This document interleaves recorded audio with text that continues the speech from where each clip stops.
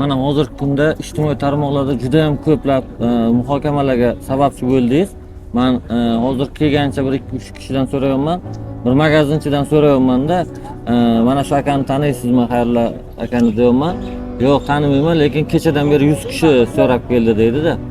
Bu uchun Allohga bir mehri tushgan inson bo'lish kerak deydi-ki. Shunga men narsalar, savollarga qiziqarliroq javob qaytarishga kerak, qiziqarliroq odamlarni qiziqtiradi.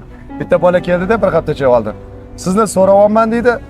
Qag'ir bilan nimaga uni so'rayapsan deyapti-da dedi. Kitoblar hamma narsaga javob beradi deyman-ku. Endi aytyapman, menda hech narsa yo'q. Bilishadi meni qarz bo'lib yurishimni.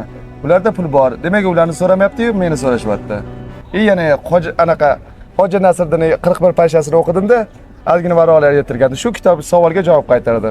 Hoji Nasriddin eshitgan bo'lsanglar, bir insonlarga ana dalasini sug'artirib oladi. Anaqa teshigi bo'ladi, yerimni beraman deydi, ular ishqiboz bo'lib uni sug'arib berishadi. O'sha yerda boyi bir gapiradigan gapi bor. Bu qanday adolatsizlik? Meni 10 ming gektar yerim bor, qo'sha uylarim bor, hamma narsam bor-da, uzog'i bilan 4 ta qishloq taniydi. Bu yaramas Xo'ja Nasriddinni hech bir narsasi yo'q-u, dunyo taniydi. Tushunib olinglar, bunga aql logichskiy misliyni qilsanglar tushunasizlar.